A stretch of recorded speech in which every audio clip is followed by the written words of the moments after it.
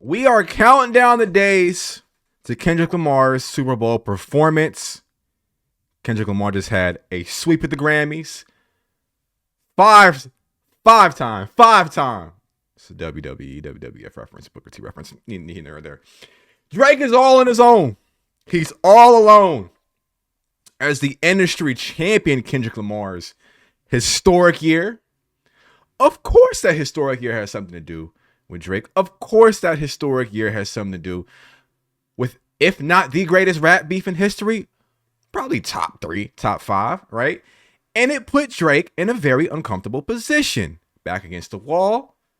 He was in the middle of negotiations. You know the story, but if you don't, he is currently in a legal battle, Drake speaking, with the most powerful people in the music industry, Universal Music Group. And they've said time and time again, your beef is not with us. Your beef is with Kendrick Lamar. You should be suing Kendrick Lamar. But Drake is going where the money is. He's determined to get whatever the amount he's looking for. If you're going to go against the hand that's essentially feeding you, and what essentially was not the main reason why you're here, but a strong contributing factor why you're Drake in the first place. But Drake feels like he's bigger than the program and feels like, since he has one album left on his contract, I'm going to sue you, get this money, and I'm going to go independent because I don't need you. I have the people, right? So after what we now know is the biggest rap beef of our lifetime, Drake lost that unanimously, officially, with Kendrick Lamar's win, record of the year, Not Like Us, record of the year, essentially by the Grammys, right? It's clear that the committee favors Kendrick at this time. He is the media darling. Some people think that Drake is the people's champion. More monthly listeners on Spotify, you know, more records sold, more platinum records. And Drake has been very outspoken about the Grammys. He uses Grammy as a doorstop. He's done so many things to say that these metrics don't matter. What matters is how much you touch the people. And I can't lie, he's standing on that right now by saying the people got me here. Y'all didn't get me here. So he went to Australia. He is currently on an Australia tour. He came out to Over My Dead Body in Australia with bullet holes on his sweatshirt, as you see right here. As you see right here. Right? He made a statement. He's been in Australia. He changed the lyrics to nonstop, which was once embracing his former friend, LeBron James.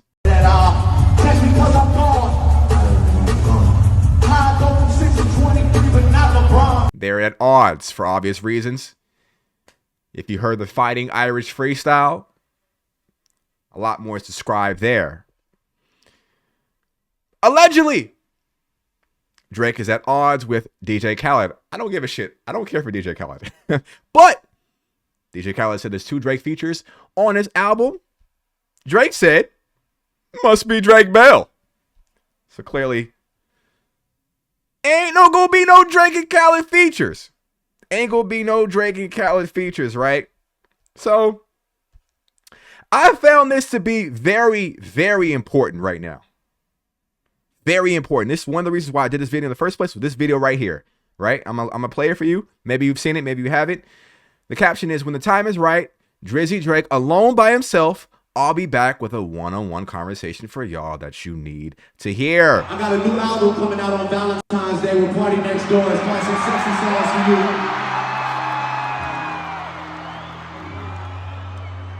And you know, eventually when the time is right, Drizzy Drake alone by himself is gonna have to have a one-on-one talk to y'all. When the time is right, I'll be back with another album, a one-on-one conversation with y'all that you need to hear. What could that one-on-one conversation be? So, I can't even act like I got this first-hand source, but, you know, listen to some insiders, listen to academics. I know you hear academics' name, you're like, well, why are you listening to him? Okay, you know, he said some valid things, right? He said, you know, this is his last album on Universal Music Group, and he has to be very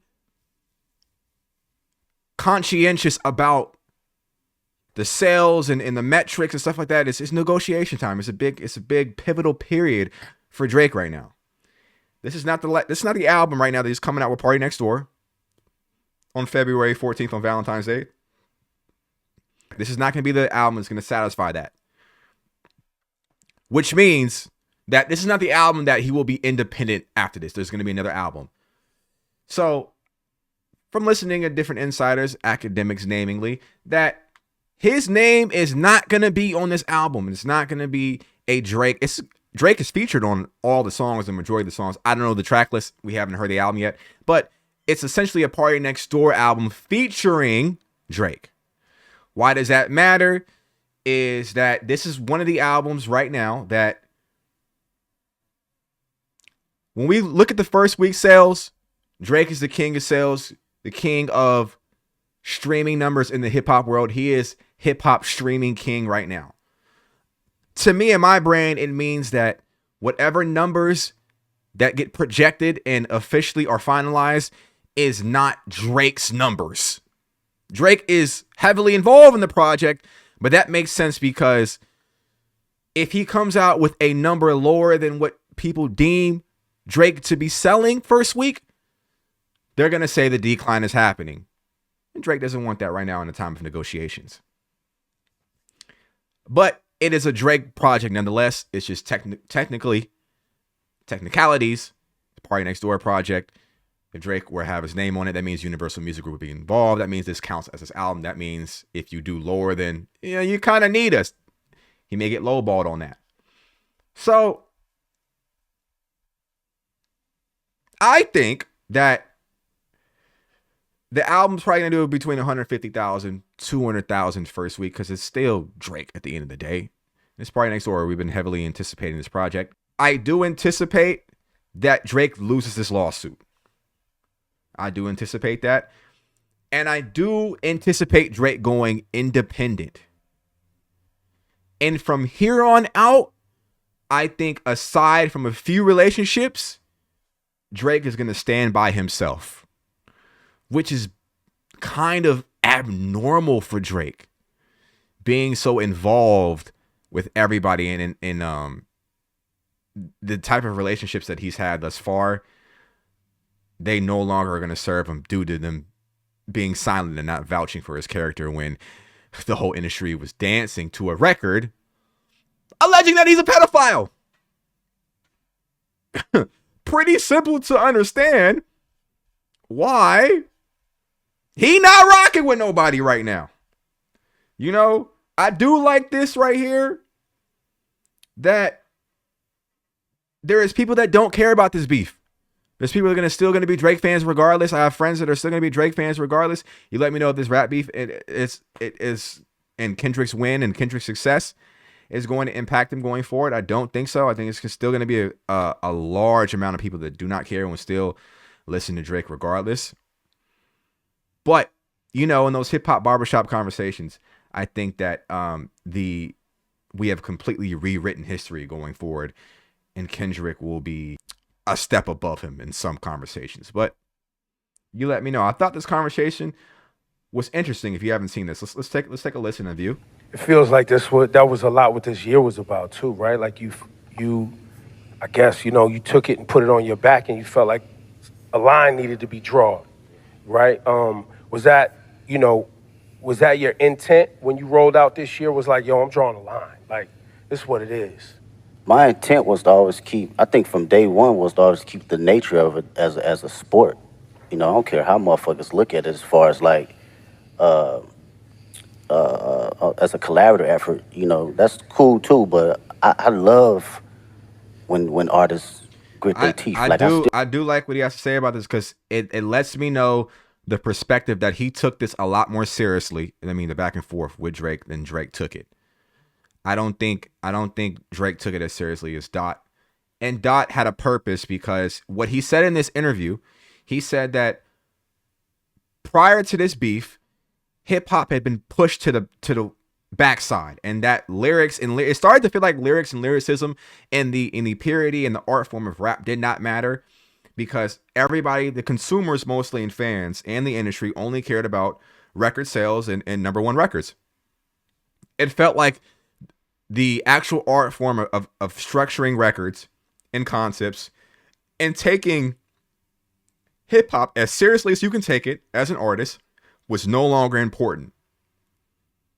It almost felt like a wasted skill and a wasted talking point amongst pretty much everybody. And it felt like we were just little pockets. If you cared about hip hop and you cared about lyricism, you felt like you were just like a little pocket in the corner while everybody's talking about, but they didn't sell this, but it's a new wave of melody and auto-tune and everything like this. It felt like this type of section of hip hop was becoming null and void. If not null and void, definitely outdated. So that's what I like about this beef.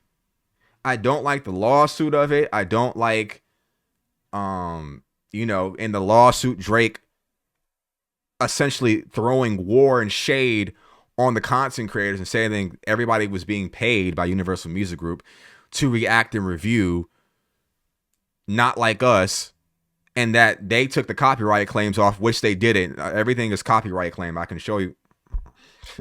I can show you. I don't even need to. I won't. Just take my word for it. Everything got copyright claimed. All right. Everything got copyright claimed from that. Content creators were going to react to the beef regardless if Drake won. If Drake won, this story would be completely different. And we all know that because the people decided that Drake lost, and the veracity and the volatility. It was a volatile record. Putting his address on the cover, it was volatile. It was a scathing diss record. That he felt like his life was in jeopardy. That was in the lawsuit that Drake says that his life was in jeopardy. Had it gone Drake's way, would it be the same way? You just lost. And Family Matters was fire. It just wasn't enough.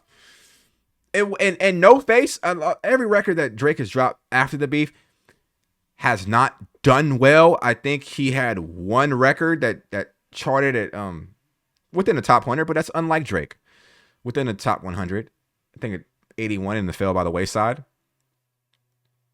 But Family Matters was good. It just wasn't enough. No Face was probably the best record that he's released after the beef, but the damage had already been done. And like Kendrick said, there's no redos. So I look forward to the Super Bowl and I look forward to Kendrick Lamar's performance. I don't expect for Kendrick Lamar to diss Drake overtly. Subtly, yes. Not overtly, because there's a pending lawsuit. I think that anything that Kendrick does on the main stage will be documented and used for Drake's advantage in a legal matter. So we'll see going forward. You let me know in the comment box what you think down below. Steve Levine as always, and I'll see you in the next video. Sweet!